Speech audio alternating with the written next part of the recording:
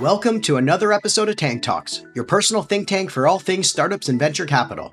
I'm your host, Matt Cohen, founder and managing partner at Ripple Ventures. On today's show, we welcome co-founder and CEO of Venue, Jason Goldlist, to discuss how to build culture and community in a remote world.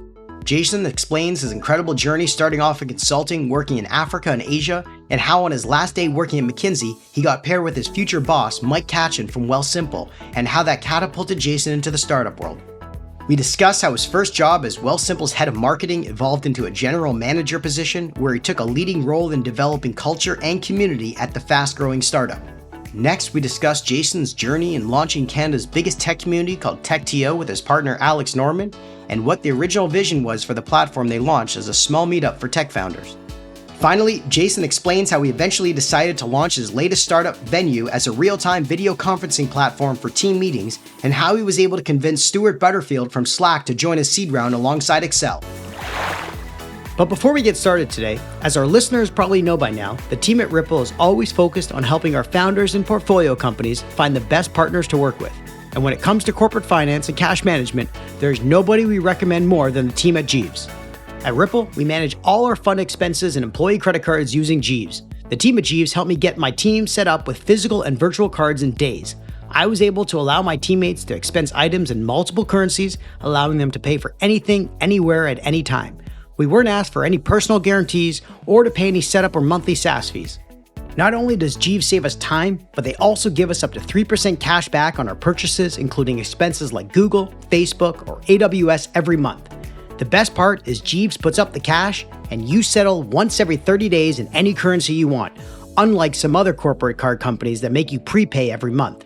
Listeners of Tank Talks can get set up today with a demo of Jeeves and take advantage of our Tank Talks special with a $250 sign-up bonus and skip the waitlist that already has thousands of companies waiting on it by visiting tryjeeves.com/tanktalks. Use referral code TANKTALKS to get set up today. Now let's jump into the tank for this week's episode with Jason Goldlist from Venue.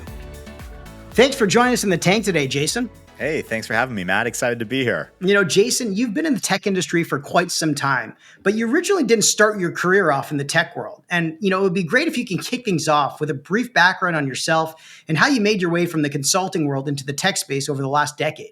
Yeah, well, when you start in the consulting world, you have to make lists of three. So let me tell you that my career has been defined by three things: making counterintuitive decisions, ones that still make sense for me, though; following smart, interesting, and kind people that really care about me; and then finally, increasing my exposure to risk.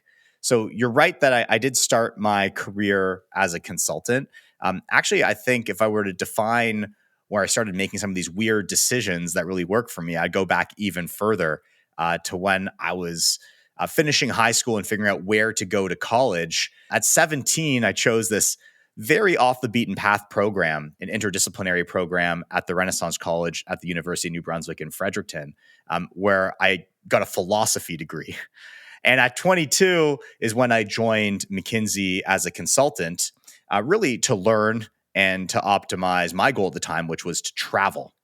And what that did is that really expanded the number of smart, interesting, and kind people that I met. And really my career over the last 15 years since I was at McKinsey has just been following the people I met there. First, it was Ed Nevermont, who was my manager there, who brought me to A Place for Mom, which is the Expedia of senior housing in Seattle. Then it was starting TechTO together with Alex Norman, another one of my managers at McKinsey. And then finally joining Mike Katchen, who was also a business analyst with me at McKinsey, to work at Wealthsimple. So it's really just been following those three things: making some odd choices, following smart people, and continuing to work at smaller and smaller companies and increasing my exposure on the risk-reward spectrum. It's really interesting to hear you say making counterintuitive decisions. Was that something that you learned growing up as a child? Was that something you experienced later on in your, university days? That's not something, somebody inherently thinks about at an early age, but it sounds like you were either taught that or you were built with that idea of basically making the opposite decision that everyone else was. How did you come to be making those decisions? When I was a kid, I always wanted to be different. And so I don't know where that comes from, or if it's something you're born with or something you consume on Saturday morning cartoons. But that was really important to me. And so I made decisions, I wouldn't call them counterintuitive decisions when you're 7 or you're 12 or you're 15, but that were a little bit quirky and odd. Things like my clothing choices, things like where I spent my time, the instruments that I wanted to learn, the things I wanted to do over my summers. And I think that really stuck with me through my career. Later on, it's only with reflection that I realized that I've had some success doing that in my career. Looking back at some of the decision-making criteria after the fact, I didn't really know it was that way during it. But now it's a core part of who I am. And as I'm making important decisions for my career or my family or my life, it's something that I actively court. That's awesome. That reminds me of the Seinfeld episode when Costanza does the opposite of everything he inclines to want to do and ends up working out really well in his favor. So it sounds like it worked out really well for you. Yeah, I'm not sure Costanza is the Seinfeld character that I model myself after, but you know what? If it's good enough for him, it's good enough for me. Well, your journey working at McKinsey and then at the Whistler Olympics and a couple of other crazy journeys along the way, like renovating a hotel in South Korea, are just too wild to pass up. So I got to ask, what were some of the best life lessons that you learned from your time at McKinsey that helped you prepare for some of these other kind of off the beaten path roles that before you joined the tech industry that you still feel fortunate that you experienced?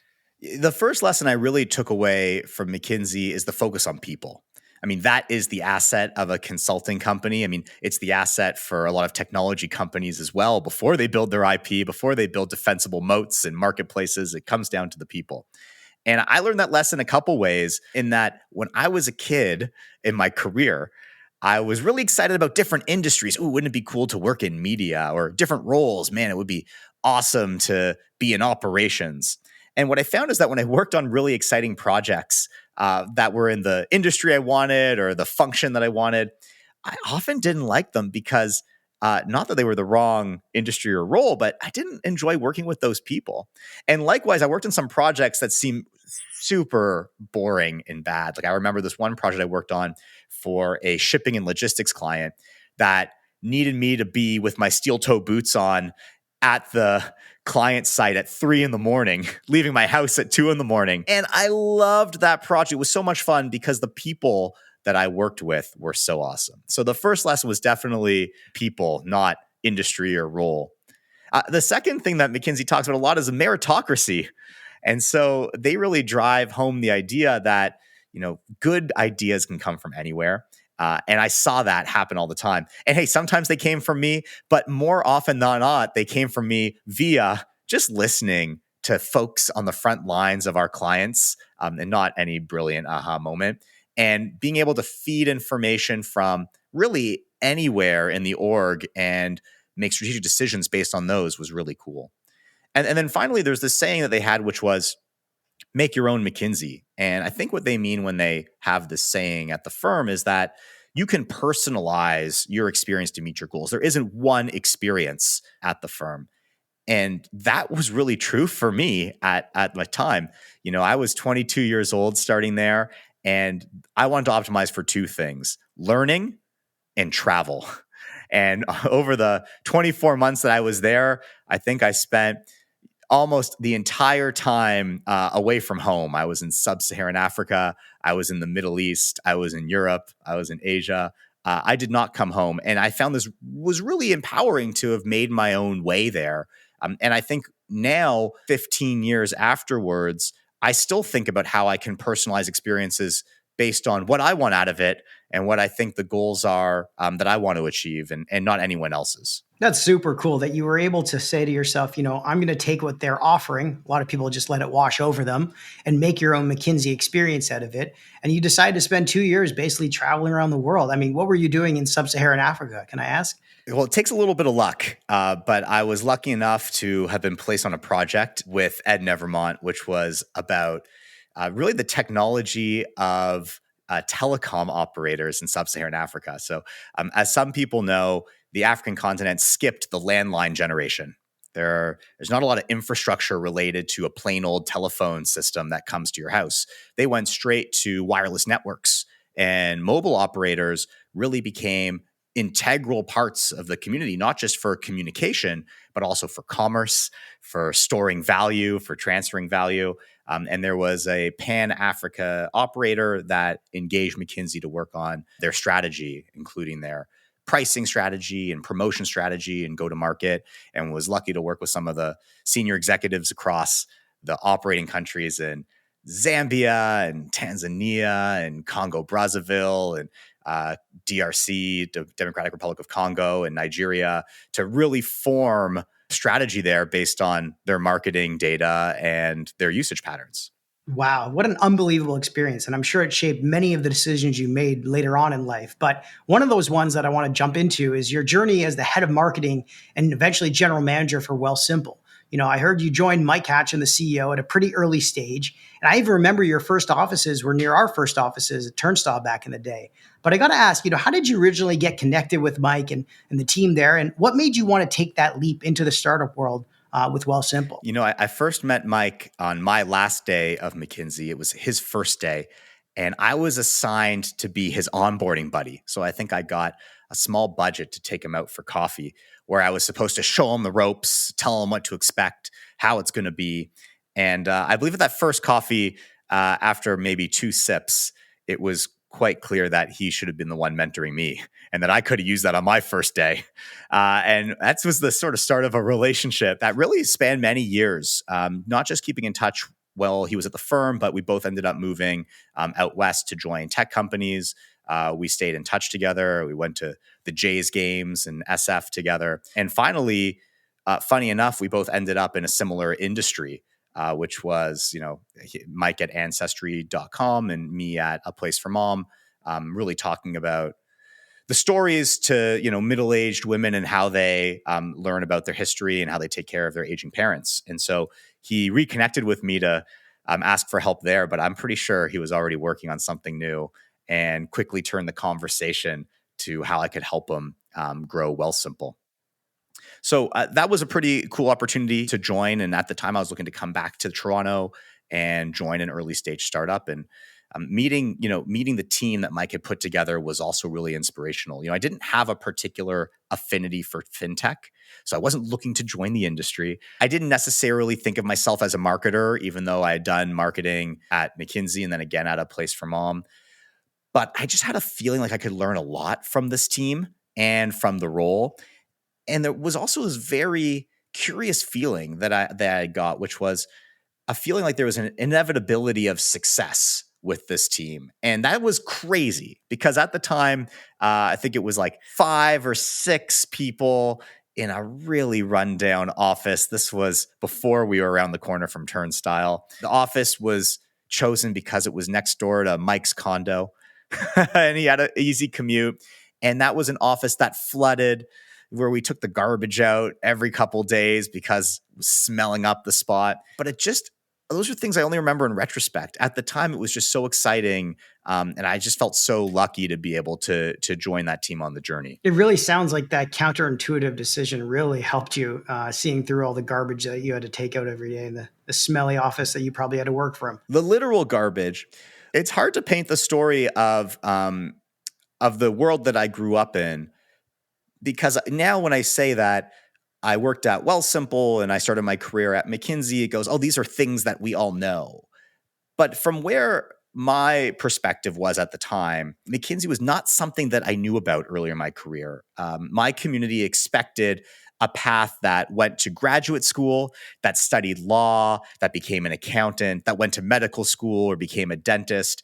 That was not a company that I coveted or thought about or that my friends and family knew about. I know that sounds weird, but it's true. And likewise, at the time, Wealthsimple was not a brand that I could mention to you and you would know what it was.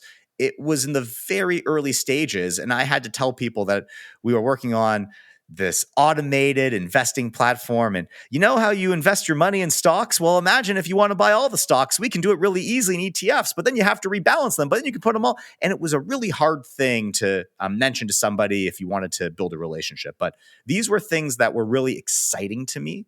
The people were really interesting. They were not expected of me. And as I made these choices, I felt like I was positioning myself for more and more upside by taking on more and more risk. Hey, you're speaking to a guy whose name is Matt Cohen, so I totally know where you're coming from. And secondly, I know a bunch of friends who were some of Mike's first checks that he took when he did his first angel round, and it was the exact same pitch that I got at the same time. So completely understand where you're coming from. And I had the same journey, going from a place like RBC, the McKinsey of finance in Canada to a startup that wasn't really doing much, and trying to explain to people why, Wi-Fi marketing was actually a business. But I digress, and we'll save that for another podcast. But I got to ask, how did your role evolve as the company started to really expand? And how did you see yourself playing a role in the culture and community at Wealthsimple? The original role that I took on at Wealthsimple was to lead marketing. We had just closed the seed round of financing, and we wanted to show some growth. And so my role was to come in and create a team and a strategy to achieve the early growth goals, which were something like getting from a couple hundred friends and family clients to 10,000 clients. That was the original goal. I think today, Wealthsimple serves several million Canadians, which is pretty unbelievable. But as teams grow and go through, I think you would call it hypergrowth now, I had to wear many hats and take on different roles. Things like building new products that were missing in our offering, or teams that needed additional focus or didn't have a leader just yet. Mike ended up giving me a great title. It was very kind to call me the general manager. And I think that's kind of what I felt I did. Like, I really felt like I just generally managed to get stuff done during my time at the company. And I think part of that responsibility was also setting the tone and creating the rituals of the business. At the very early days of Wealthsimple, we had this concept, which I loved, of holy time. It was called holy time. And that was a time each week that we'd use to check in on our goals, and we would share feedback with each other, FUD, fear, uncertainty, and doubt, on the future of the business and how we could improve. And it was funny because holy time at the, was just 10 people around a table at the beginning, but eventually evolved to become the weekly all hands, right? With hundreds of people and now more aligning on goals and setting the mission, vision, values of the company. And that was always a time that I loved. It was always a time where we got to check in with each other, hear from leadership, and also do some special recognitions, celebrate the values, and create an atmosphere that was uniquely us. And I can remember the first time we did move into the office around the corner from Turnstile, we set up a Sonos system. Ooh, it was 2 Sonos speakers. And just getting a ritual of playing music before holy time would start, or before all hands would start every week, and cycling through till I found the perfect Gregorian chant, which would signal that it was time for everyone to come to the lunch area for that meeting, was just like one of the great, I think, fun achievements of my time there, that just made everything feel a little bit more special. That's amazing. First, that's the only time I've actually heard the definition of general manager really apply to someone whose day-to-day tasks were to generally manage something. So kudos to you for embodying the title in the work that you did. And secondly, I totally get what you're saying when it comes to holy time. At Turnstile, we had this like pre-all hands games room where we had the ping pong table and the foosball table. And it was just like a fun, relaxing time to blow off some steam before we all got together and sort of rallied the troops, if you will. And I can totally get why it was something that you wanted to take the time on. Even now at Ripple, we have a show and tell segment to start off our weekly team partner meeting, and anyone can show and tell whatever they think is interesting from around the world that they listened, saw, or read over the weekend. And I really love that time because it allows us to kind of like throw down our guard, talk about things that we're interested in, and then jump into the weekly task at hand. And it sounds like you took that holy time and then eventually saw it explode into something a little bit more, into the all hands, when hundreds of people were gathering around maybe the virtual table or the physical table when you guys had your much bigger office in Toronto. Were there any other initiatives that you came up with during your time at Wealthsimple that really helped expand the building of community and culture at the company? Well, one of the neat things that I did, starting just before my time at Wealthsimple and then all the way through, was a focus on TechTO. And TechTO, of course, is Canada's largest technology community, and at the time was running events over 100 a year in Toronto, Vancouver, Montreal, Waterloo, and more. And this was a really special initiative that I had because it wasn't about growing Wealthsimple's client base. It wasn't about recruiting for the company. It was really about setting the culture and intention of what it means to be part of the Canadian technology ecosystem. How did you originally come up with the idea for TechTO with your partner, Alex Norman? And, what was the original vision for the program? So it starts way back in 2009, actually. Alex was my manager at McKinsey, and we were on a project together, a project that's been released publicly so we can chat about it, where we were authoring a report for the Bank of Canada, so the governor at the time, Mark Carney, that was about opportunities for Canada's financial sector. And it was part of a broader competitiveness analysis for the country. And as part of that report, we recommended to Mark that Canada focus on three things: capital. So we needed more VC and earlier stage VC flowing to entrepreneurs. I'm sure that resonates with you still to today. Competition. At the time, there was not enough competition, and still to today, not enough in some of the key segments, and investing in some of those core opportunities and making sure the barriers to new entrants come down was important. And the third thing, which I think was kind of cool, is that we also recommended that Canada focus on building an entrepreneurial culture. We needed more entrepreneurship. We needed more risk-taking. And that is what we needed to create a more competitive Canadian economy. So it was funny that over the years, we saw, I think, capital continue to pour in, and maybe we'd all like to see more, but it's a lot better than it was in 2009.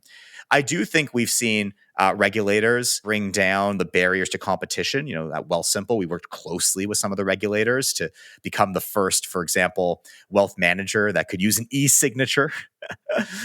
So those things have changed. But one thing that we did not see prioritized was we did not see people changing the culture of what it meant to be part of the Canadian technology ecosystem. And that's what Alex and I set out to change, was to change the mindset of what it meant to be an entrepreneur here, to encourage more people to start that journey, to join that journey, and to define what it means to be a member of the community. So, there's some communities that really focus on the most money that can be returned to investors or to the team at an IPO, no matter what product you're working on or what the impact is to the local communities, the society around you.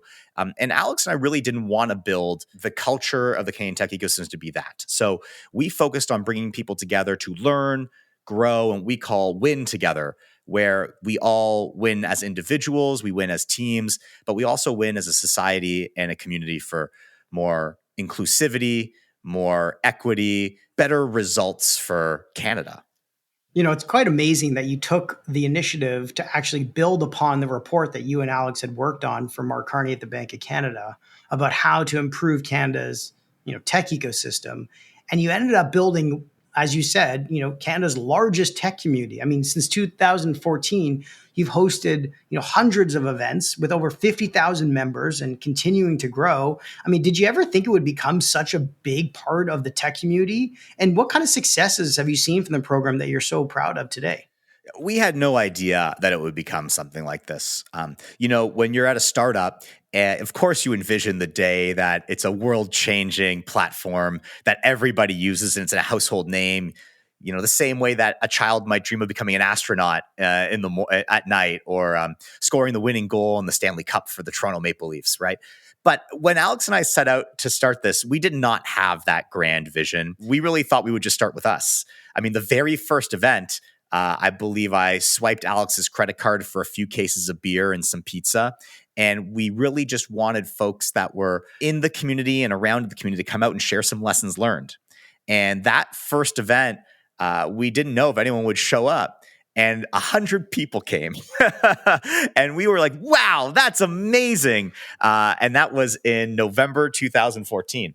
And of course, that sounds like a big deal until you realize that now our events routinely have over 1,000 people that would come out paying for these events to come and learn from each other, grow their network, hear from leaders and emerging talent.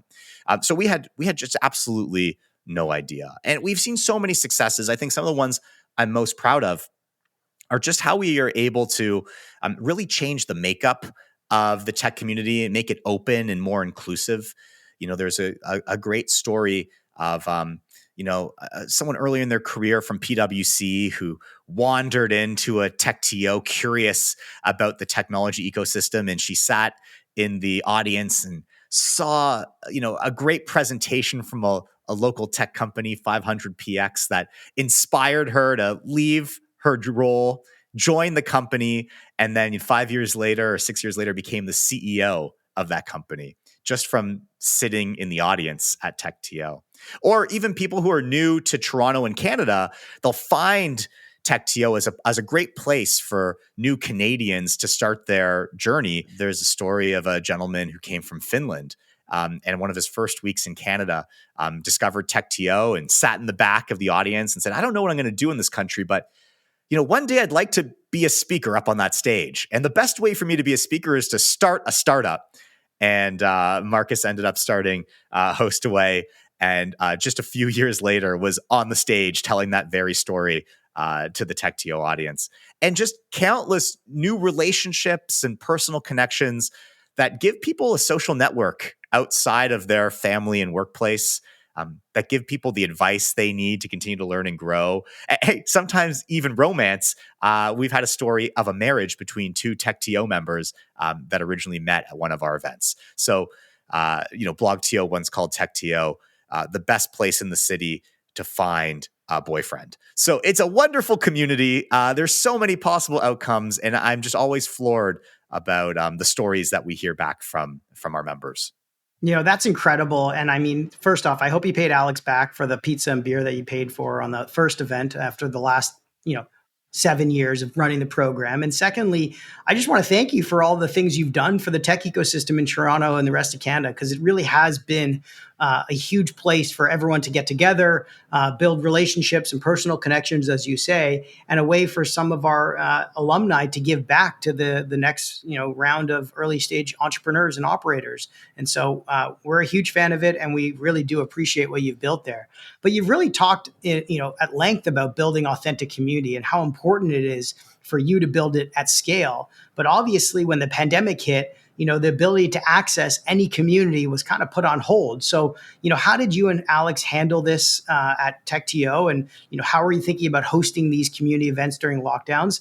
And then lastly, how did that experience really shape your views on how to build communities online and at scale? When the pandemic first hit, I think we had already done maybe 20 events in 2020 in the first few months. And we had 75 or 80 more events in person scheduled for, another 15,000 people to attend. And of course, we canceled them all almost immediately, the second week of March 2020. And something funny happened. I think if we thought of ourselves as event planners or conference organizers, or like executive directors of a foundation, obviously the right move is to play it by ear. Let's just wait. Let's not commit to anything. Let's see how this shakes out. But that's not what TechTO is about. TechTO, Alex and I are entrepreneurs, and we solve problems. And our joy with TechTO is supporting other entrepreneurs with advice, connections, audience, and capital. So right away, we realized we can do this. Times of crisis is when our community needs us the most. This is not the time for us to be invisible. And so 5 days after the MBA was canceled, which was my marker of when pandemic got real, we had committed to running an interactive live stream every single day for the rest of the year, because we had never done it before. And we didn't know what we didn't know, but we did know that folks needed us. And right out of the gate, the first few weeks, I think we were able to prove that strong communities can be built virtually. And at a time where we were creating virtual experiences and, more importantly, content, advice, connections, guidance for entrepreneurs in the ecosystem that didn't know what to expect, is when our network started growing very rapidly. And so I think the way that we thought about it was we didn't box ourselves into our current business model for the community. We really thought about our clients, which is our community members, and where we could meet them and how we could design experiences that they would love. But you obviously face some challenges, trying to get onto a Zoom call with, thousands of members, or trying to use Google Hangouts, to build some type of interaction with your community. So you obviously ran into some challenge in building a large community online, which is obviously what led you to start your next venture, Venue. But before we kind of dig into that journey, can you share a little bit more about the process you went through from the time that you started sort of going online with TechTO events to determining the real issues that other people were probably facing in a similar situation, working in this remote world we were now thrusted into while maintaining company culture online? I wish that I could tell you that I did a focus group with 100 different leaders and I listened patiently to all their feedback and I prioritized their problems and understood the market and made the whole pitch deck that I'm sure you love to see as a VC. But the truth is, I didn't do any of that. There was no process. The process that worked for me was having a personal pain point. Wow, this is not what I expected. I thought things would be easier or better than this, and building solutions for my own problems. And that's just really a lazy way to skip all the product research and validation that you need before you build, because I knew that at least one person needed this solution, and that one person was me. And you know what? I think the ability to have empathy for others and to understand their worldview and what they need, and then solve a problem that you have no relationship to other than through others, is an extraordinary skill. And it is one that I simply don't have. I need to be able to touch and feel and resonate very closely and personally with the problem. And so in this case, it was an immediate need that I solved because we have the skill sets to build technology and solve problems and make better digital experiences. So it's fair to say you didn't use a 2x2 matrix like you were taught at McKinsey to go after solving this problem or doing the analysis on the problem before you ended up actually getting into the weeds in it. But you just went straight into the problem and figuring out a solution that met your needs. But I mean, I can't say I'm that shocked, to be honest with you. After all that time you'd gone through startup journeys with Wealthsimple and beyond, you were probably done with learning about the SWOT analysis and the 2x2 matrix you learned at McKinsey, right? With success, we can make a 2x2 and we can show exactly why we were successful. But before the fact, I think it is really difficult to get that right. The world is so complex. There's so many forces at play. Something like a macro economy or a microeconomy still has tons of unknowns that are out there. And people who dedicate their lives to thinking about these things make the wrong call when it's simply up or down on an interest rate. I think the best way to learn is by doing. And so there's a lot said in the tech industry about making an MVP, getting started, getting feedback, and then iterating quickly and learning from clients and from early versions what works, what doesn't, and then making it better. And so that is what I did instead of a SWOT. We made an MVP. We said, hey, we could probably stand this up for our next event. Let's do it. And we stood it up, and it wasn't great. But we got a lot of feedback. We heard wonderful, constructive feedback. We heard some positive feedback. And we've been iterating now for 2 straight years, every day, making it better. That's fantastic. I mean, look, it's fair to say that you weren't the only one who were feeling this pain, and you obviously went out and tried to solve it for your own problems that you were facing. But we all know that there's programs out there that kind of do what you were trying to do with Zoom or Meet and Teams, but those obviously didn't work. And they were built for kind of the smaller meetings. And not the big moments, as you call them. But we've also seen the rise of some of these bigger virtual event softwares like Hopin for conferences, Cvent, and Swoogo. So how did you determine the gap that was necessary to be filled in the market with a platform like Venue? And how did you go about building this MVP that was being crafted for larger kind of events and meetings and presentations while still holding on to that intimate company culture, values that you obviously set out to hold true? So if you'd ever been to a TechTO event before the pandemic, as they got bigger and bigger, it became harder and harder to make them more interactive. At a certain point of TechTO's growth, my wife bought me a hoverboard. One of those 2-wheeled scooters that people go around, call them hoverboards. And because the audiences were getting so big that when I used to walk around the room and give people the microphone to share their community announcements, suddenly I had to start running around the room, covering large spaces. So I started hovering around them. And I was like, wow, we have to figure out new ways to keep people engaged at scale in the real world. And then when we went online, I thought, this is so smart. Like, now that it's virtual, I won't need to cover physical space to keep everyone engaged and interacting together. I'll just be able to like click a button and do it. And when we committed to running that interactive live stream every weekday for 2020, well, the first day we used Zoom, and I thought this is going to be great.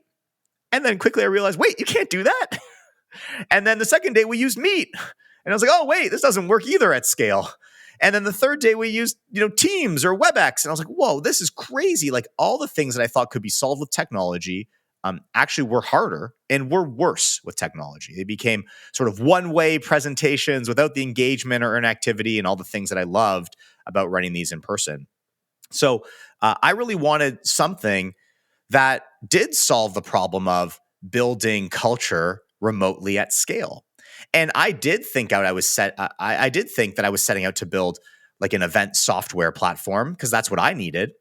But it turned out that other event organizers didn't need something like this. They needed things that had trade show floors and exhibitor booths and sponsorship packages, and none of that stuff interested me. And what I found was that TechTO is really a lot more like an all hands where you care deeply about the people that were joining. And the point was to keep them engaged and excited to the mission, vision, values of the organization than it was an event organizer. And so no other event organizers really ever used Venue for any significant amount of time. But very quickly, companies that were embracing remote work found us through TechTO and said, this is exactly what we want to use for our recurring rituals that we're running remotely. And so I think that was a really neat insight that I didn't really know was going to happen at the beginning. But the second that opportunity presented itself, it really resonated with me. And we leaned very deeply into helping companies get the highest ROI from their most expensive meetings. At my last startup, I recognized the importance of community and company culture building at the all hands meeting, just like you built when you were at TechTO, and obviously what you felt with that Holy Time experience at Wealthsimple. So, when you think about building company culture and, you talk about, going over performance against plan and the results for every OKR and KPI across department, you're right. It really is hard to translate those experiences remotely and the importance of discussing a lot of those, results back looking towards the quarter. So can you explain how Venue is helping build culture and community in the remote world and how it can rival the sort of in real life experiences we are all craving for? For sure. Our clients tell us that Venue is like if Slack made video conferencing. It's like the only piece of software where fun and culture can happen alongside their work. And we like to think about it like in the way that Instagram makes it easy for anyone to be a photo editor with just a little creativity. Or now, if you see the tools that TikTok provides, they're just unbelievable what you can do with a wonderful idea and a little bit of prep. We make it really easy for creative folks at companies to make these really fun and interactive large meetings. So what does that mean? It means like we took the tools of broadcast television, things that you'd see at a talk show or a late night show or even a sports broadcast. And we made it really, really easy for somebody at your company, whether it's the people and culture leader or the employee experience folks or the internal communications lead, the chief of staff, to create this like really creative experience that reflects your culture, that celebrates your mission, vision, and values, and keeps teams really excited and engaged to be there. So you can imagine if you've ever been on an Instagram live where the emojis are floating, if you've ever been to a taping of a late night show or there's music and sound effects and different colors and set designs, all that is inside of Venue and helps remote teams really level up their recurring cultural rituals with really simple tools. It makes total sense how this is like the Slack for team culture building and video conferencing. I mean, it makes total sense, how you were able to get someone like Stuart Butterfield to invest in you. But I saw the video you made for him on the pitch. It was absolutely phenomenal. And I can't wait to hear more about what you guys have planned. But, how are teams thinking about the ROI that a platform like Venue can bring to them, and justifying obviously the cost and the business that you're trying to build around it? How do you think people who are using Venue or will use Venue will define success using it? Our clients tell us that Venue maximizes the ROI from their most expensive meetings. And here's the way to think about it. When you do your all hands, your town halls, your AMAs, your product demos, these are your most expensive meetings. Let's say you've got 100 people coming to that meeting. And for argument's sake, let's say they make $100,000 a year. That's a $10 million payroll. If they're spending an hour with you, don't worry about the switching costs. Don't worry about the preparation costs. Just that time is $5,000 in compensation. And so companies are using Venue to get the most out of that investment. So we work with Yelp, the rating, you know Yelp very well, Matt, and you know that they're obsessed with rating things 5 stars. That's their business, besides, of course, restaurant, internet, and Wi-Fi. So they rate the restaurants 5 stars, the auto body shop 5 stars, the massage parlor 5 stars. So you wouldn't be surprised to know that when Yelp runs their all hands, at the end of the all hands, they ask everyone in the company to rate it out of 5 stars. And they're obsessed with that rating. And before using Venue, they were using Google Meet for their all hands. And 18% of the team would rate their all hands 5 stars. The first time they used Venue, 56% of Yelpers rated the all hands 5 stars. And now it's up to 64% after regular usage, and it's still climbing. So that's 4 times more folks rating 5 stars than before. It's a no-brainer for teams to want to 4x the ROI on their team's time, and that's why they're using Venue. I absolutely love that math that you walked me through. The 100 people at $100K a year, 10 million in payroll, 1 hour of that time is $5,000. I did the exact same math for when I was working at a company called Street Context for how much time a research analyst was spending writing a morning research report, sending it out, and then what the cost of actually not getting any insights back would be to your team. I mean, that is a no-brainer for someone to be able to justify the cost of this. Obviously, there's comparables, to what they could technically get similar value out of, but then you hit the double whammy with, well, only 18% of people are actually rating Google Meets. And now you've got a 4x improvement in the rating usage on a platform like Venue. Again, continues to be a no-brainer on the ROI that people are getting from using Venue. Well, it's obviously working, Jason. I mean, your team has been on fire since launching earlier this year after getting into Y Combinator and then getting adopted by employers like Shopify and obviously Yelp, and even our own portfolio company, Voiceful, who I've seen use it at their all hands. So to top it all off, you also just announced the closing of your $4 million seed round led by Excel. And as I mentioned, including some amazing angels like Stuart Butterfield from Slack, Squarespace founder and CEO Anthony Casalena, and the founder and CEO of Remote.com, Job Vandervoot. So can you share a little bit about how this round came together and how'd you get all these amazing angels connected with you in the first place? Well, the round came together very quickly leading up to YC Winter 2022 Demo Day.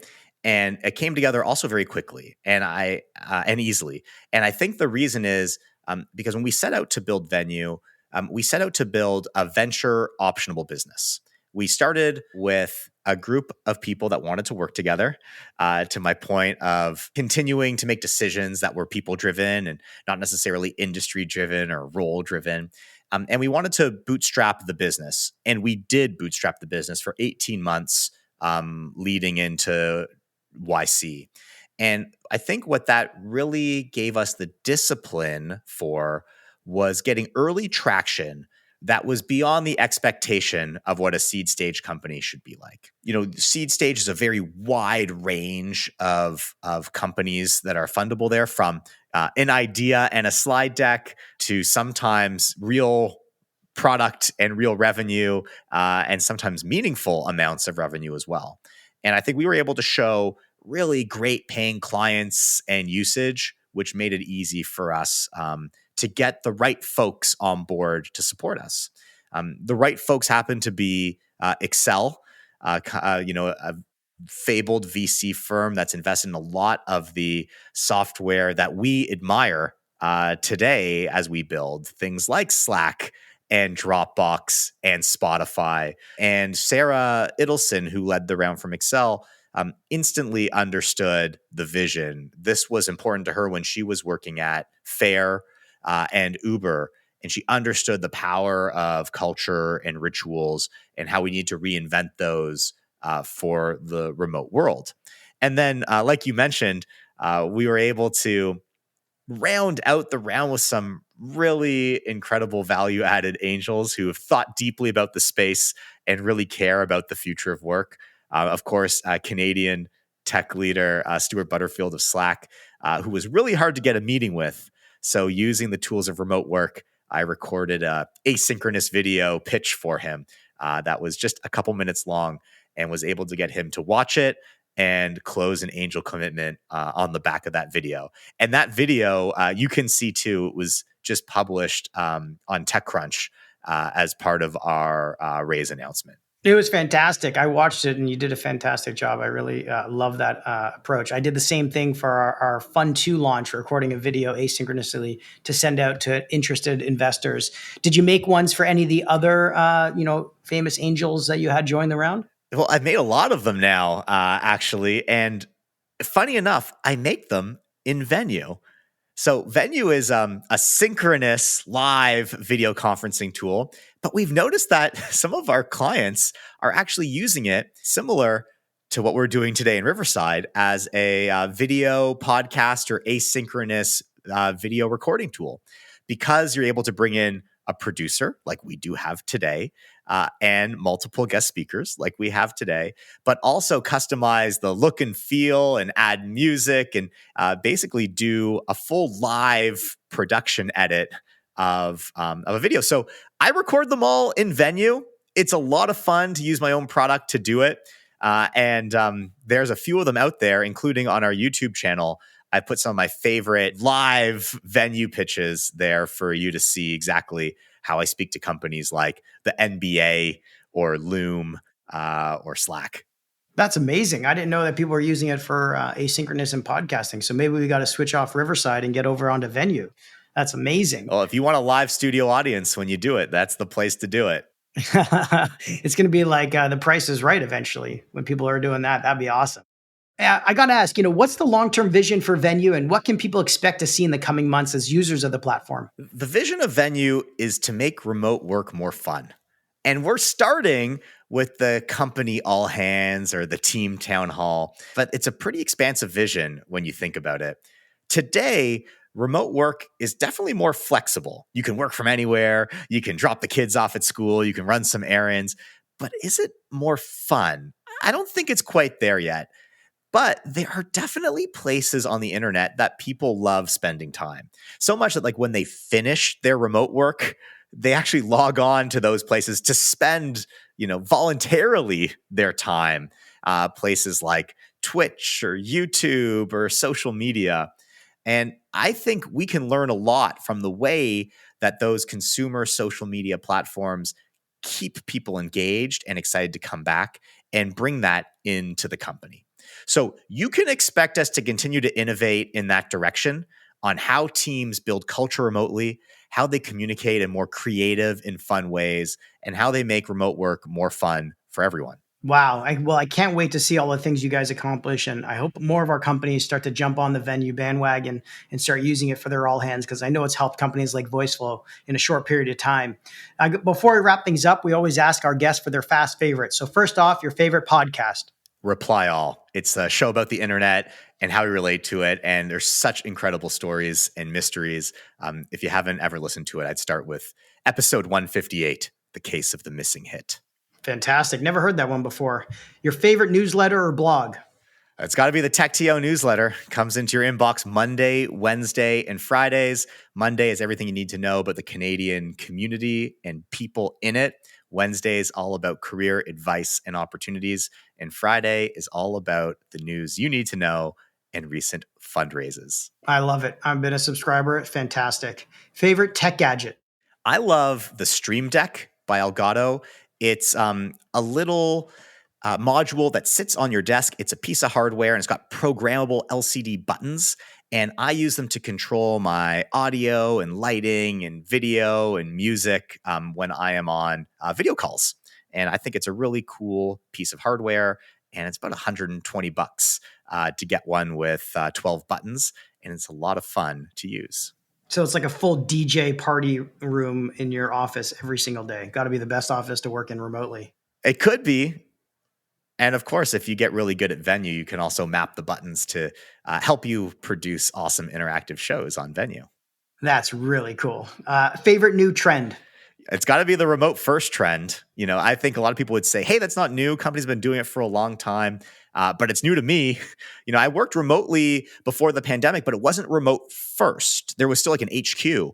I spent a year in Toronto for an HQ in Seattle, and I always felt like I wasn't fully included, And I think remote first is a different way of thinking about working remotely where you really prioritize the inclusivity of everybody, audience, equity, no matter where they are. I think it's awesome. I just finished spending the summer outside of the city on a lake, and I just absolutely loved it.